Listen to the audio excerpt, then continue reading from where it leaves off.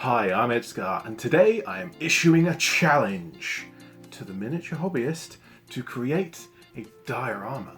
Now, both the Miniature Hobbyist and myself have created dioramas before. Here's my Stalker diorama, and the Miniature Hobbyist has done some cool orc layers in the past. Both of these, and several others that we've both made, are viewed from the front. How about if you had an enclosed diorama that was viewed from the top? This shift in perspective gives some options and some limitations, and I think it can make for something a little more interesting. So the challenge, if you choose to accept it, is make a diorama that is enclosed, viewable only from the top, and just to keep things on a smaller scale, a maximum of one miniature, whether it's a 40k model, some other humanoid-ish model, an alien, or an animal, but only one of them. And as this is a collaboration with the Miniature Hobbyist, there will be a link in the description to the Miniature Hobbyist's video, so click that link and tell them I sent you. And let's see what we can create. So for me, I'm going to pop over to my top-down view and let's get started. So as I alluded to in my introduction, this will be the main wall of my diorama. So I'll have to make some kind of floor for the inside and cover it with some kind of packing material. I do have some clear packing material, so that shouldn't be too hard. I just need to make a rim for it. But for the model, I had a look through my collection, and the Frostgrave Soldiers set popped out as something I should maybe try. Now, I bought this set when I was in a local hobby shop, and I looked around and I didn't really want to buy anything, but I thought, you know, supporting the local hobby shop, I'll buy something. And this character on the front, kind of red-headed mountain warrior charging down a hill, that just seemed pretty cool, so I got the set. I actually recreated the box art, so what I thought I might try is to use one of these models and try and have the model like climbing up some rocks. Usually sets like this, you have the arms with the swords, the arms with the bows, and the arms with the shields, and so on and so forth. And you do occasionally get some kind of empty hands, but usually not many. But this one has all of these left arms that are open-handed, but there are also right arms here and here. I think this body, the way these legs are positioned, has the nearest to climbing. And there are various heads of different styles. There's one with the hood up, which I kind of like the idea, if I can go for a very cold, snowy look. But if I'm going to have her climbing up some rocks, I need some rocks. And to achieve that, here's some polystyrene. And I'll break that up and make some rockery. So to start with, this is just a case of breaking up the bits of polystyrene. So one piece that I'm going to spend a bit longer on is my lower ledge, and this is going to be a curved piece, and that also means that I want to make sure that there's no flat surfaces anywhere on it, because again, I don't know exactly where it's going to go. The other piece that's specific is now the top ledge, but I need to have a curved edge to that because it needs to glue quite neatly into the side wall. And so I put it at the bottom, I trace that out with a pencil and cut it through with a knife, and I'm going to just test that to make sure it fits, whittle a bit here and there just to make sure it goes together. It doesn't have to be perfect because I can gap fill later on. Before I can glue any of my polystyrene rocks down, I need something to glue them to.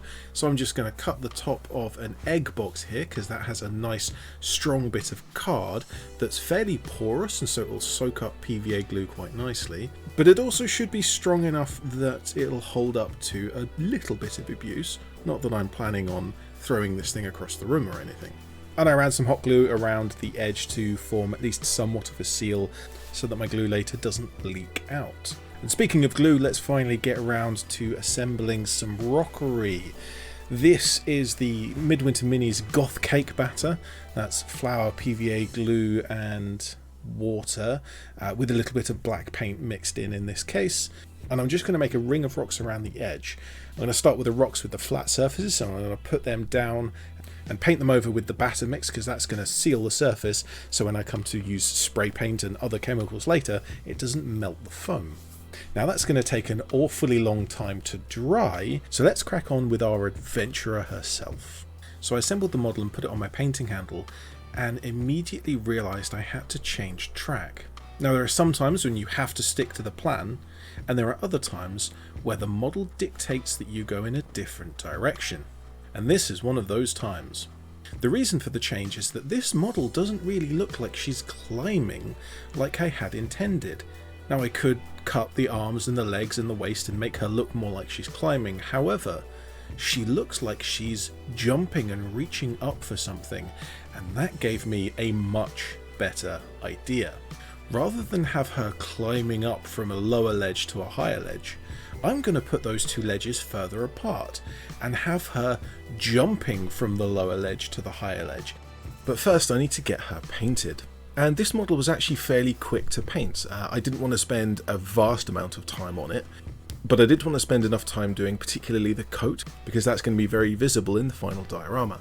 I went with a yellow because I'm pretty sure there's going to be no other yellow in the scene, and so that gives a contrasting colour to whatever I choose to do elsewhere. But as yellow pigments are often quite poor, I needed to undercoat it with something. Usually I would undercoat yellow with a pink, that's how I've done it in several times before, but this time I wanted to try something different, and I undercoated it instead with orange.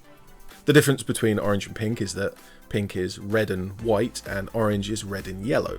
So my final result will probably end up being darker, or certainly my shadows will. So I base coated with just the orange, and then I mixed in more and more of the yellow and did layer after layer. Now the orange didn't really give good coverage either, so I did have to do quite a few layers, but I did get to a point where I had some decent shadows showing mostly orange, and highlights showing mostly the yellow. A lot of the other details were fairly obvious. I went with a Caucasian skin tone, I used brown for the belts and the gloves, but when I got close to the end I realised that the trim for the coat needed to be a specific colour. For some of the other models in this set that I've painted, I've used white for the trim, and it doesn't really look very good. So I went through my paints and I was trying to work out which combination of paints could I mix together and get just the right colour to complement the yellow. And what I finally came up with was a desaturated blue-grey, and this paint is my favourite paint. I've used it all over the place in many different ways, and it fit in perfectly here. So I finished up by giving the entire model a very light brown wash, and the brown wash can help hide some of the brush strokes and smooth out some of the transitions between the blended colours, but also on the trim it leaves a lot of dark spots and gives it some real depth. So interesting development about PVA, it causes things to warp when it dries, and so the base of my diorama has domed inwards quite significantly. However, I don't think that's much of a problem. The hot glue is held all the way around, which is good. And it seems pretty strong all around. It's going to hold, it's not going to leak or anything. I do need to do another layer of PVA, so I need to wait another night for that to dry. And here's my little kind of ledge that she will be jumping onto. I've glued on these two kind of pillars underneath, which fit sort of in the right place-ish. The character herself is painted and ready to go. What I'm going to need to do is make a stand of sorts, and that'll be just a case of drilling up through her foot and putting a rod, and I'll paint the rod black so that kind of when you're viewing it, it's not noticeable. Well, here we see the culmination of 3 days drying time. The PVA glue just wouldn't dry any quicker than that. I have also given it a grey prime. Most of this is going to be rocks after all. I probably won't repaint the walls. Grey is probably suitable for this. But the rocks themselves do need some amount of painting to make them look, well, a little less flat. So I started by dry brushing on a tan colour to bring some light spots, but I also dry brushed with a light blue. And this was just, again, to add some variety of colour. And for anyone interested in colour theory or the colour wheel, you'll notice that both blue and yellow are on the cold side of the wheel. And to bring it all together, much in the same way as I brought the model together with a brown wash, I'm going to put a black wash on all of the rocks to give some depth and again to add to the variety of colours. And also the black wash takes away a lot of the blue and tan and just flattens it all out and makes it look just that little bit more realistic. So let's look at getting the model fitted to the diorama and also making sure that we can have a dynamic jumping position. And the first thing to do here is to cut off the pudding base. The Frostgrave models tend to come with round bases in the box, but all of the legs have pudding bases attached. So either you cut them off and glue them to the full base, or you glue the pudding base to the top of the round base and kind of texture over it. I guess I have here an offcut of 3D printed filament. Now this is not a 3D printed part, this is simply a strand of the material that would go into the printer, not coming out of it. But because I have a solvent that will glue the plastic of the model and the plastic of the filament together, and because it's just about rigid enough that I can suspend a model from it, I'm going to use it. And then the other end of the filament strand is going to be glued back to the pudding base, and of course it's always useful to do a test fit. Test fit. I said test fit. Yeah, once again, I've kind of gone off of track. So ever since I changed my mind about the layout, kind of when I was painting the model and I thought it just looked cool to have her jumping, I wanted to have her jumping over water. And as I've got some nice resin now, I can use that for the water effects. And so what I wanted to do, what I had planned to do, was to pour the resin, glue the model in, and then glue this top surface in place as well. Because that means I don't have to pour the resin past anything. Whereas now, to pour the resin in there, I have a very small area where I can aim, and I can't like swirl it around to like try and make it a little more even as I'm pouring. So when it comes to the resin pour, that's going to just be a little bit more difficult. Now I should be able to manage it. I'm not panicking too much because there is still enough room for me to work. I just need to be a little bit more careful. However, before I get to doing the resin pour, there's one last thing I need to do with PVA, and that is to do some detailing to this top level. So let's get to that. So I want to start off with a mud texture up at the top level. And to do that, I've still got some of the goth cake batter left over from doing the rocks. However, I felt that it was a bit thin, so I want to change up the mixture. And also I want to add some brown paint to the mix because I don't want to have to paint on top of this. Particularly as it's all now glued into place, I want to minimize the amount of interaction I have with this. So I'm taking some of the Midwinter Minis goth cake batter, I'm adding baking powder, and I'm adding a little bit of sand as well, just to have a variety in the size of aggregate. And I don't need to coat the polystyrene in this case, so I don't need to worry about how thick it actually is. I'm just looking for a texture that kind of reads as mud. Over the top of that, I'm going to use some static grass.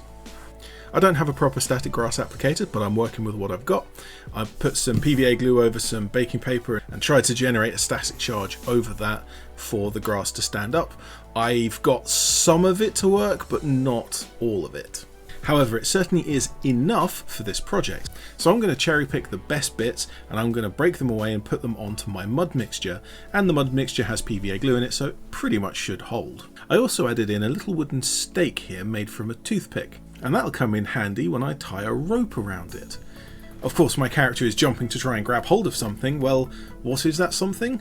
It makes the most sense that it's a rope that she's trying to climb up. In addition to just the pure grass that I'm adding on, homemade grass tufts, I have some of the flower tufts from Gamer's Grass.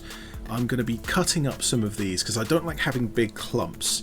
I've said this before in the Back to the Brush podcast, but actually I like to cut them up and have just small patches.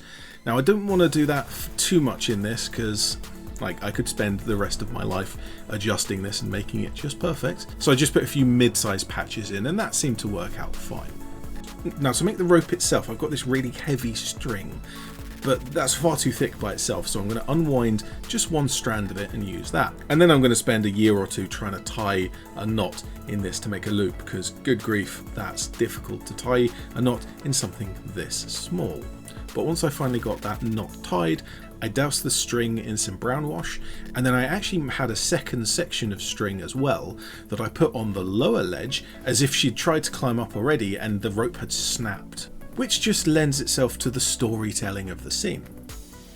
I've got this far and it's looking pretty good. I'm very happy with how it's turning out. Maybe the rocks aren't quite how I like them, but you know, it's close enough.